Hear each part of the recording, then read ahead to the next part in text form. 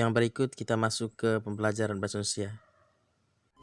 Jadi ada dua mata pelajaran dalam tema ini yang kita ingin pelajari dalam subtema ini, pelajaran ini. Pertama tadi IPA, kita sudah sama-sama mendengarkan. Yang berikut adalah bahasa Indonesia. Kita lihat yang pertama di materi bahasa Indonesia adalah teks non fiksi. Non fiksi ya. Dia terdiri dari dua kata, non dan fiksi. Non itu artinya bukan atau tidak, fiksi itu artinya rekaan atau hayalan. Jadi bukan rekaan, bukan hayalan, kira-kira begitu ya. Non fiksi adalah karya sastra yang dibuat berdasarkan fakta dan data yang autentik saja, atau yang autentik itu apa ya, yang nyata. Yang nyata itu bahasa apa namanya, yang mudah dipahami, itu yang nyata. Tapi bisa juga data itu dikembangkan menurut imajinasi penulis. Imajinasi dituangkan untuk memahami masalah atau realitas fenomena. Tulisan non-fiksi meliputi esai, artikel ilmiah, artikel jurnalistik, dan biografi. Itu tentang non-fiksi. Jadi intinya di sini non-fiksi itu dia kebalikan dari fiksi. Kalau fiksi itu dia cerita hayalan, itu tidak nyata atau rekaan atau imajinasi dari penulis. Kemudian non fiksi itu fakta, dia berdasar fakta. Jadi, bukan pendapat tapi dia nyata. Kita lihat ciri-ciri teks non fiksi. Teks non fiksi itu berbentuk tulisan ilmiah. Ada tiga ya. Teks non fiksi itu berbentuk tulisan ilmiah. Ciri yang pertama, jadi dia memang karena dia fakta, dia basisnya atau dasarnya fakta atau nyata, maka dia salah satu cirinya adalah berbentuk tulisan ilmiah. Itu jelas. Yang kedua, teks non fiksi berusaha menarik pemikiran pembaca. Ya, memang semua teks termasuk teks non fiksi ini harus berusaha menarik pemikiran pembaca sehingga pembaca senang untuk membacanya. Yang berikut, teks non fiksi menggunakan gaya bahasa denotatif atau memiliki makna sebenarnya. Oke. Beda dengan fiksi, teks fiksi dia banyak menggunakan kata-kata konotatif atau kiasan. Kalau ini banyak menggunakan gaya denotatif atau memiliki makna sebenarnya. Yang berikut, mari kita lihat salah satu contoh tentang cerita non fiksi tentang ekosistem air. Ya. Kita tahu jika ikan-ikan yang kita santap setiap harinya habitatnya itu berasal dari laut. Namun apakah kita tidak pernah berpikir kenapa ikan-ikan itu dagingnya tidak pernah terasa asin seperti air laut yang kita ketahui? Setelah saya browsing di internet, ternyata ikan laut itu mampu memisahkan garam air laut yang diminumnya, sebab ikan memiliki sejenis sel yang bekerja memompa garam untuk keluar dari tubuh ikan, sehingga meski hidup di laut dan meminum air laut, ikan tersebut tidak akan asin. Nah, di sini dapat kita tarik sebuah kesimpulan yang dapat bermanfaat untuk diri kita sendiri. Di lingkungan manapun kita berada, kita dapat menghindari hal-hal yang dapat berdampak buruk bagi kita. Jika hal itu bisa kita lakukan, percayalah walaupun kita harus beradaptasi di lingkungan tersebut, kita tidak akan terpengaruh oleh hal-hal yang berdampak negatif maksudnya dari lingkungan tersebut. Jadi itu salah satu contoh teks non fiksi tentang ekosistem air. Jadi di atasnya dia uraikan tentang, dia gambarkan tentang bagaimana ikan itu dia mampu memisahkan diri dengan air laut, dalam arti dagingnya itu meskipun dia itu hidup di air laut yang kita tahu bersama bahwa air laut itu asin, tapi daging ikan itu dia tidak asin kecuali digarami baru dia asin, tapi daging ikan itu tetap tidak terasa asin. Itu dalam penjelasan ini ternyata ikan laut itu mampu memisahkan garam air laut yang diminumnya.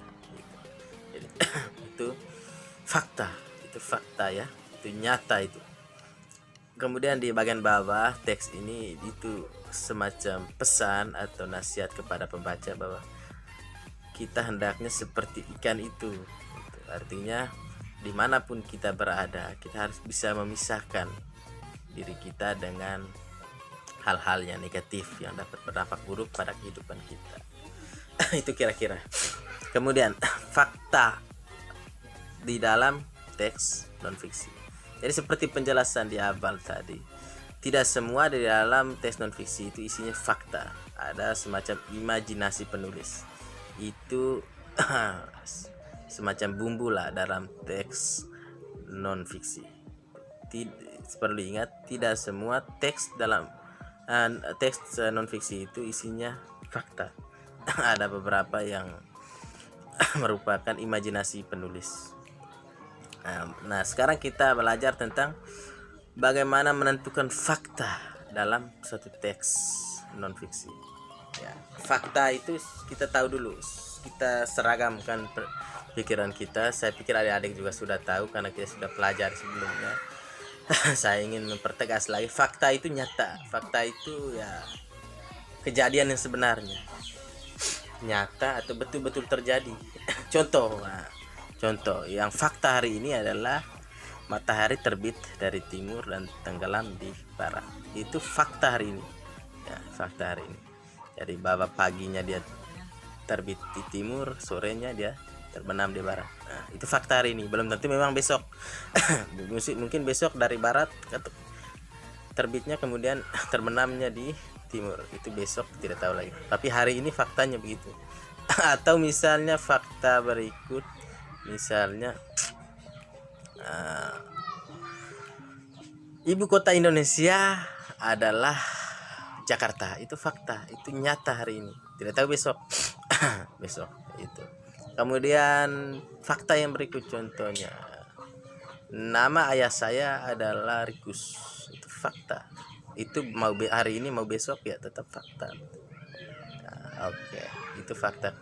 Fakta itu adalah nyata. Jadi dalam teks non fiksi juga kita harus bisa untuk melihat fakta yang ada. Contoh ya. Contoh lain. Ini ada contoh lain. Contoh fakta. Fakta itu adalah sesuatu yang nyata, benar adanya dan tak terbantahkan. Oke. Itu fakta. Jadi adik-adik harus ingat itu. Contohnya, telah terjadi aksi blokir di jalan tol Jagorawi. Ya, itu fakta. Jadi mungkin orang yang menulis ini melihat ada fakta telah terjadi blokir jalan tol, ya dia menulis itu betul terjadi. Kemudian contoh berikut, dengan banyak membaca kita jadi banyak tahu. Nah, itu fakta juga. Jadi kalau kita banyak membaca, ya tentu kita banyak yang kita ketahui. Cara yang dapat dilakukan untuk mendapat informasi dari teks non-fiksi. Tadi yang pertama, menentukan fakta. Jadi kembali lagi, untuk menentukan fakta dalam teks non-fiksi, yang pertama kita harus lihat apakah yang kalimat yang dijelaskan dalam teks tersebut dia nyata atau memang itu pikiran orang lain, pikiran dari penulis. Kalau nyata, itu termasuk dalam fakta dalam teks non-fiksi. Kalau misalnya itu adalah pemikiran penulis, itu lain lagi, itu bukan fakta, tapi itu opini penulis. Kemudian kembali, cara yang dapat dilakukan untuk mendapat informasi dari teks non-fiksi. Jadi yang pertama itu membaca secara keseluruhan. Jadi supaya adik-adik nanti mampu untuk mendapat informasi dari teks non-fiksi, adik-adik harus yang pertama sekali itu membaca secara keseluruhan materi yang ada. Jadi kalau tidak membaca materinya, maka percuma.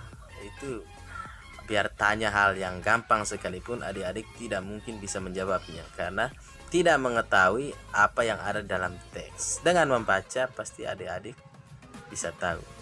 Cara bacanya bagaimana? Baca secara menyeluruh ya.